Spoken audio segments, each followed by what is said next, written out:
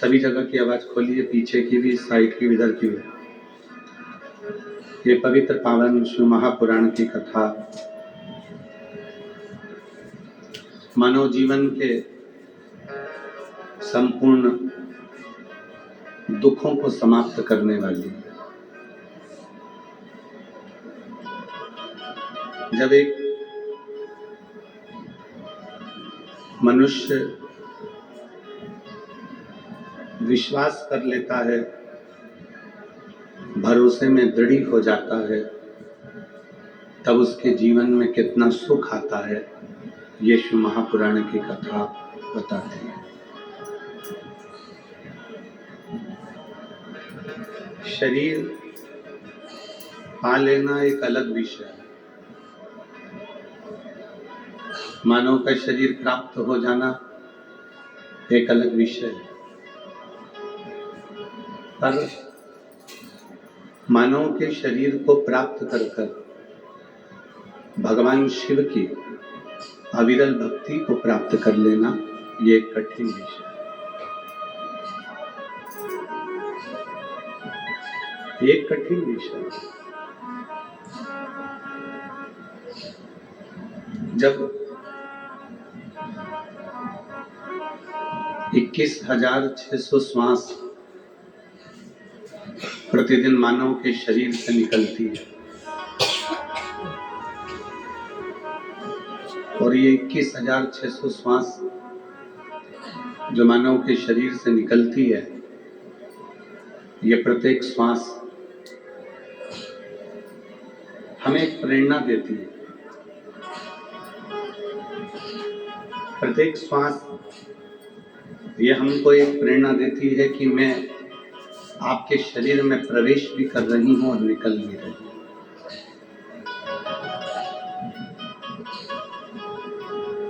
अर्थात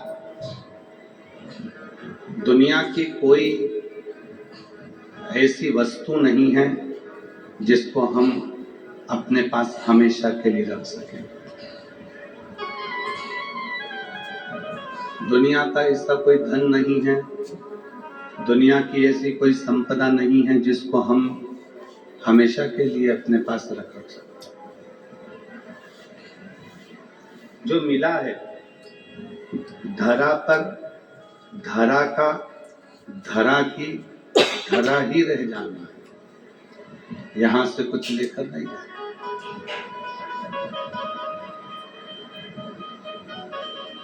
यहीं पर छोड़, पर उसके साथ में जब हमको सब संसार सागर में से लिया है और संसार सागर में ही छोड़ना है, तो उसके साथ क्यों ना भगवान की अविरल भक्ति को प्राप्त किया। गुरु नानक देव जी बाले से कहते हैं, बाले हर एक में उस रब को देखो जिसमें सबका नूर है। सबके भीतर वही गुरु नानक देव जी कहते हैं कि एक ही का नूर सबके भीतर, कोई दूसरा नहीं।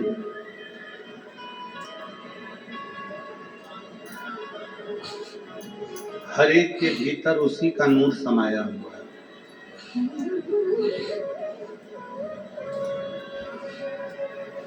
तो बाले के मन में आया, क्या ये सत्य हो सकता है? एक कबूतर लेकर बाले गुरु नानक देव जी महाराज जी के सामने से जाता है, और बाले ने उस कबूतर को जंगल में ले जाकर विचार करा कि इसको मारना है जहां कोई ना हो। जब बाले उस कबूतर को देखता है तो वृक्ष देख रहे थे, आकाश देख रहा था, पर्वत देख रहा था। बाले ने उस कबूतर को मारा नहीं और गुरु नानक देव जी के पास आ गए। आज गुरु नानक देव जी बड़े प्रसन्न थे। क्यों? क्योंकि बाले की जो अज्ञानता थी वो आज मिट रही है।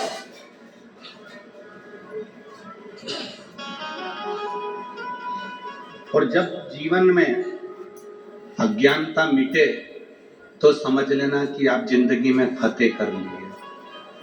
इसीलिए कहते हैं वाहे गुरु जी दा खालसा वाहे गुरु जी दी फतेह।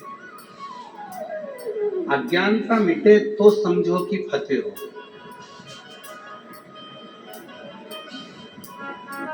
भीतर का अज्ञान समाप्त हो तो समझो कि हमारी फतेह हो, विजय।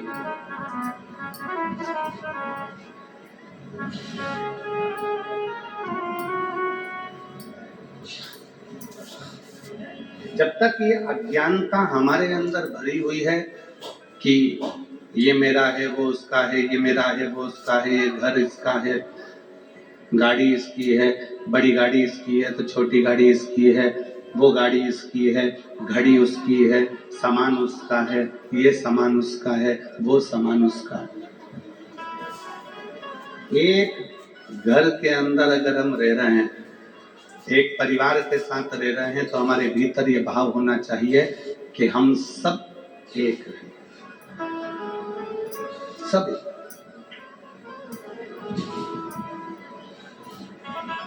वृक्ष पर फल ज्यादा लग जाते हैं तो डाली नबती है और नबकर टूट जाती है। फल ज्यादा लगे पेड़ पर तो डाली टूट गई।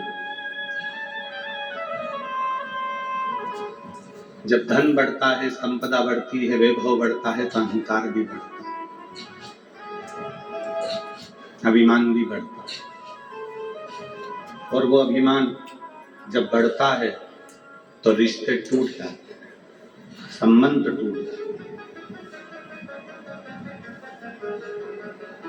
भगवान देवाधिदेव महादेव, भगवान शिव, भगवान शंकर, एक बार भगवान उमा महेश का बड़ा सुंदर संवाद है। आज संपूर्ण देश में मारवाड़ी महेश्वरी समाज को हम बधाई देते हैं महेश नवमी की। आज संपूर्ण मारवाड़ी महेश्वरी समाज में सुंदर आज महेश नवमी है, जिस दिन महेश्वरी समाज की उत्पत्ति का दिन है। हम संपूर्ण मारवाड़ी महेश्वरी समाज को बहुत बहुत साधुवाद देते हैं आज महेश नवमी की। एक बार आप भी जोरदार ताली बजाकर साधु करें। एक बार भगवान महेश ने शंभु, एक बार भगवान महेश ने माता उमा जी से कुछ बातें कही।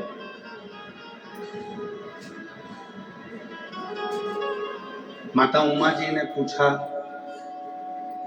भगवान श्री महेश से, माता उमा जी ने पूछा भगवान श्री महेश से, ये रूप है भगवान के। माता उमा भगवान श्री महेश से श्री शैलम के पर्वत पर बैठकर पूछती हैं, कलयुग को लाने में, कलयुग को बढ़ाने में कौन सहयोगी होता है? संसार का कोई व्यक्ति नहीं चाहता कि कलयुग बढ़े आगे। संसार का कोई व्यक्ति नहीं चाहता कि कलयुग और आगे बढ़े। संसार का व्यक्ति तो चाहता है कि कलयुग जहां है वहीं पर थम जाए, रुक जाए और ये आगे ना बढ़े, ये आगे ना बढ़े। पर इस कलयुग को आगे लाने में किसकी तत्परता रहती है? इस कलयुग को आगे बढ़ाने में किसकी तत्परता रहती है? तो भगवान शंकर, भगवान श्री महेश माता उमा जी से कहते हैं, उमा, पहले नंबर पर है स्त्री, दूसरे नंबर पर है पुरुष, तीसरे नंबर पर है गुरु और चौथे नंबर पर है इंसान। ये चार ऐसे हैं, अगर ये चाहें तो कलयुग आगे बढ़ ही नहीं सकता है, बढ़ेगा ही नहीं, एक ही जगह पर स्थिर होकर रह जाएगा। कलयुग आगे बढ़ ही नहीं सकता। कौन कौन चाहे? पहले नंबर पर कौन है? स्त्री। दूसरे नंबर पर जम के बोलो पुरुष। तीसरे नंबर पर गुरु और चौथे नंबर पर इंसान। अगर ये चार चाहें तो कलयुग अपना कदम बढ़ा ही नहीं सकता। अगर ये चार चाहें तो कलयुग अपना पांव आगे बढ़ा ही नहीं सकता। ये चार को रोकना चाहिए कलयुग को। तो कलयुग ये कैसे रोक सकते हैं? तो कहा स्त्री लज्जा को, शर्म को ना भूले तो कलयुग आगे बढ़ ही नहीं सकता। स्त्री लज्जा को रखे, शर्म को रखे।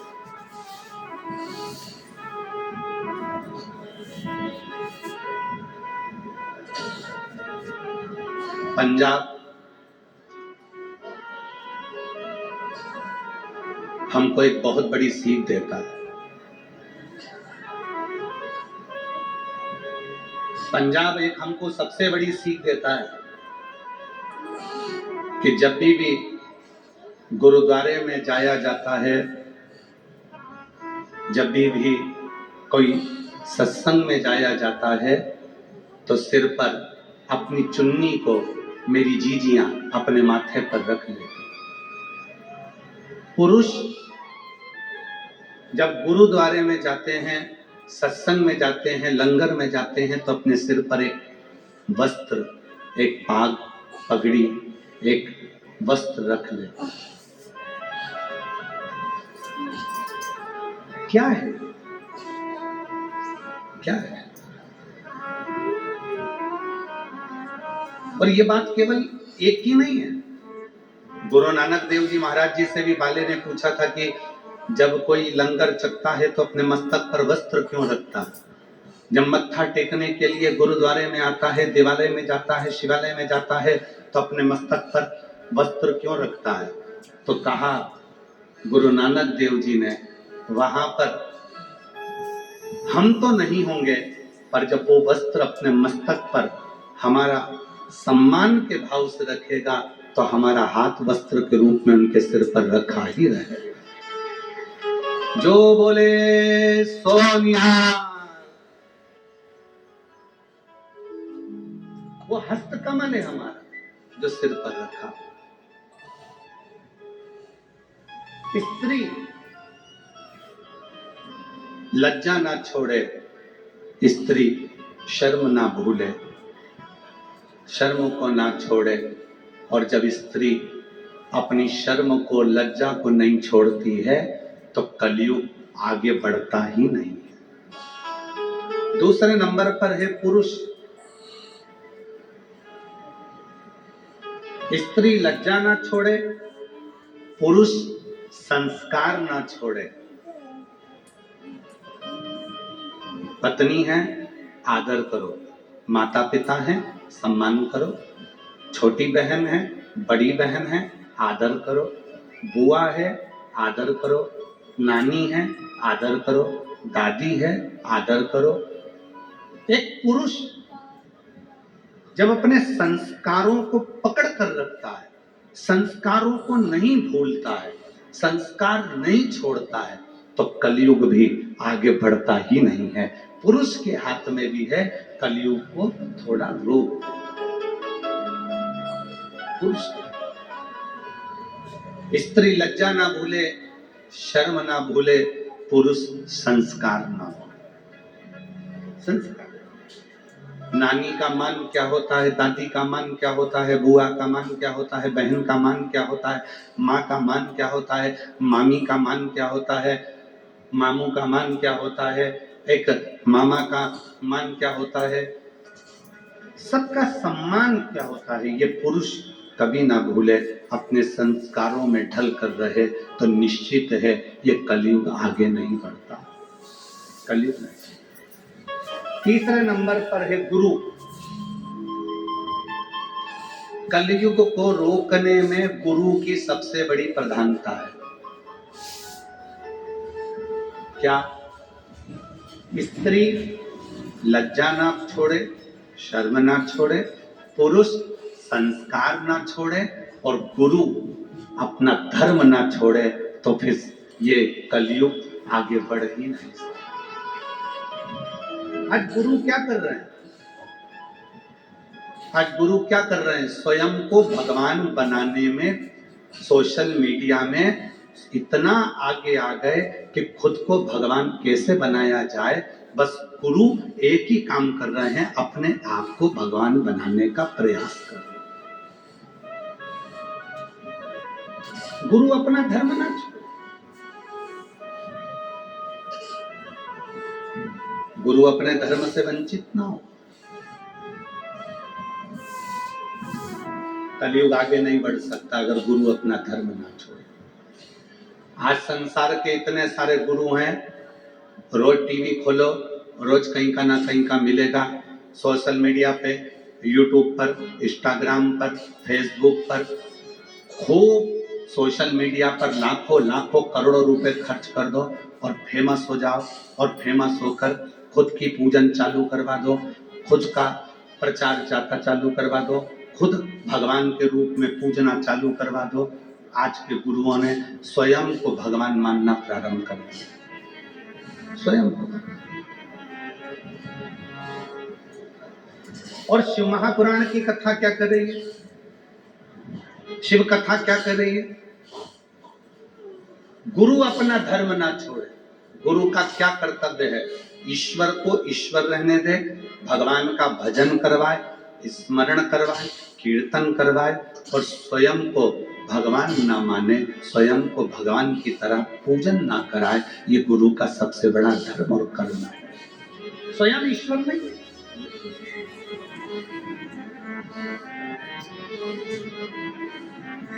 आज के गुरु ऐसे हो गए, स्वयं को ईश्वर का प्रतीक मानने लगे कि हम भगवान हैं, हमारे पूजन करो, आरती उतारो, हमारा दर्शन करो, हमको ही केवल भजो। ये सोशल मीडिया के गुरु हैं। जब तक सोशल मीडिया पे चलेंगे तब तक गुरु जी कहलाएंगे, और सोशल मीडिया से हटे कि इनको कोई गुरु मानने को तैयार नहीं है। और इस व्यासपीठ से, भटिंडा की इस पवित्र भूमि से हम निवेदन करना चाहेंगे, भटिंडा की इस पवित्र धरा से भटकना छोड़ दो।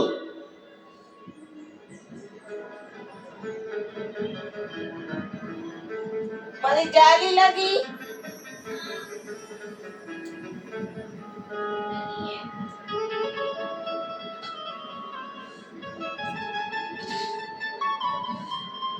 कहीं नहीं भटकना, भटकना छोड़ो। कोई कहे कि ये गुरु, कोई कहे वो गुरु, कहीं नहीं भटकना। अपन को तो केवल जिसकी वाणी हमारे हृदय को छू जाए और जिसकी वाणी से हमें शिव मिल जाए, बस वही गुरु है। बाकी के हमें कहीं जाने की, भटकने की जरूरत नहीं।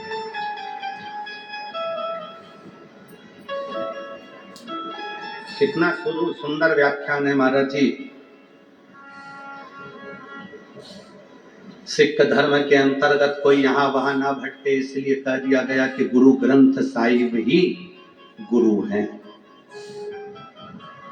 ग्रंथ को गुरु बना लिया, गुरु वाणी को गुरु बना लिया कि भटकना नहीं है हमको, हमको यहाँ वहां जाना नहीं, हमको डोलना नहीं। पहले नंबर पर स्त्री कलयुग को रोक सकती है अगर वो अपनी लज्जा और शर्म को ना भूले। दूसरे नंबर पर पुरुष अगर वो अपने संस्कारों को ना भूले तो कलयुग को रोक सकता है। और तीसरे नंबर पर गुरु जो अपने आप को ईश्वर ना माने, ईश्वर को ईश्वर रहने दे और वो अपने धर्म को ना छोड़े, तो समझ लेना कि वो कलयुग को रोक सकता है।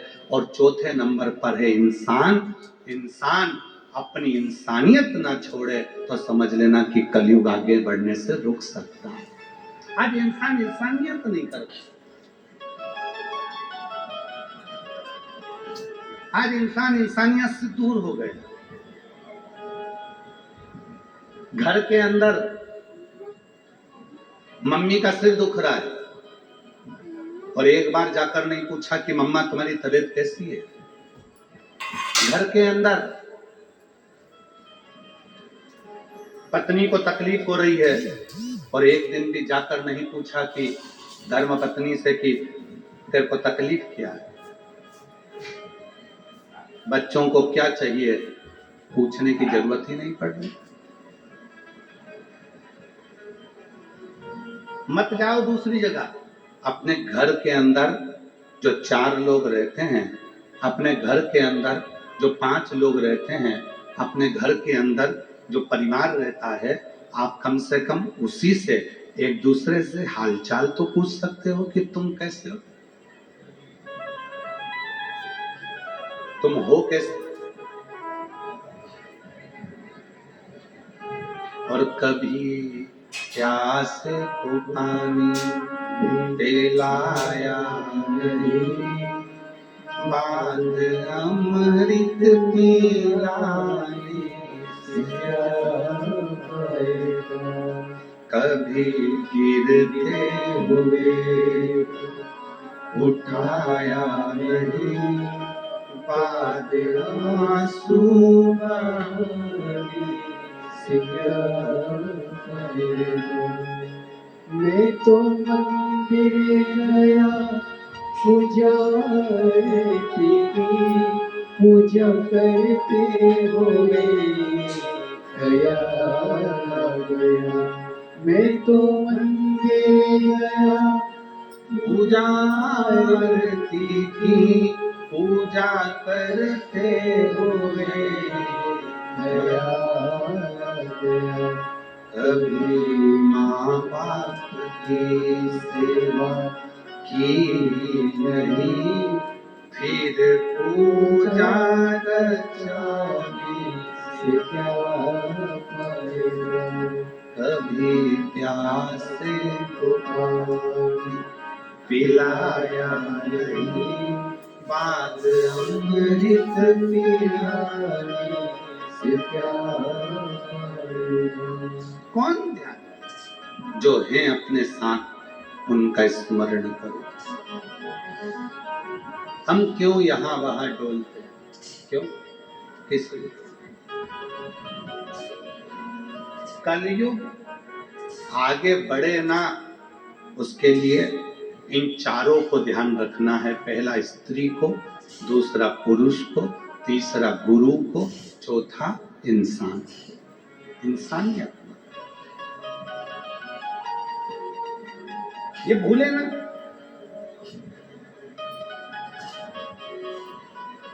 चश्मा कथा में रह गया ना, कोई बात नहीं।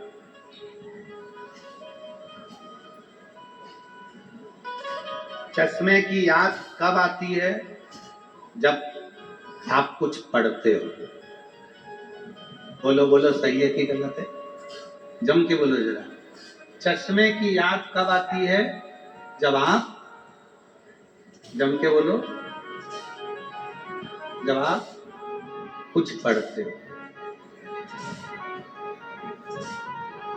तुम्हारे दांत पूरे निकल गए और एक डब्बी में दांत रखे थे, कहीं खो गए। 32 की याद कब आती है, जब कुछ, जम के बोलो, खाते हो।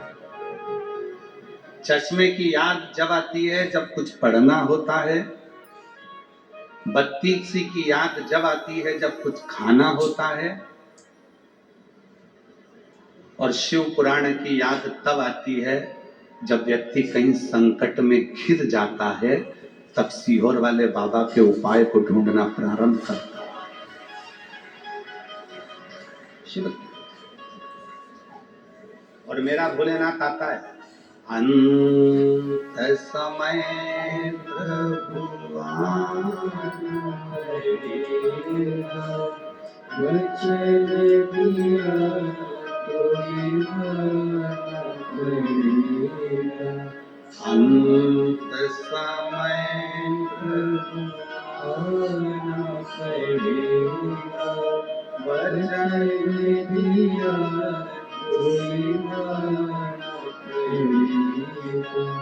आए नाए प्रभु कुटुंब कबीरा, अंत समय प्रभु आना पड़ेगा। वचन दिया तुम्हें मानना पड़ेगा। चश्मे की याद आई पढ़ते समय चश्मा कहीं खो गया कोई बात नहीं, बत्तीसी दांत कहीं खो गए कोई बात नहीं, पर यदि गाड़ी की चाबी, घर की चाबी कहीं खो गई तो क्या करोगे? घर जाकर खड़े रहोगे, फोन लगाओगे, बुलाओगे चाबी वाले को ताला खोलने के लिए? चश्मा खोया चलेगा, बत्तीसी खो गई चलेगी, पर चाबी खो गई नहीं चलेगी। एक प्रसंग है ना, भारत के 10 लोग मिलके अमेरिका घूमने गए। हर बार वही गोल्ड ज्वेलरी कैसे पहन सकती हूँ, पर इस जमाने में नई नई गोल्ड ज्वेलरी खरीदना भी तो अट्रैक्टिव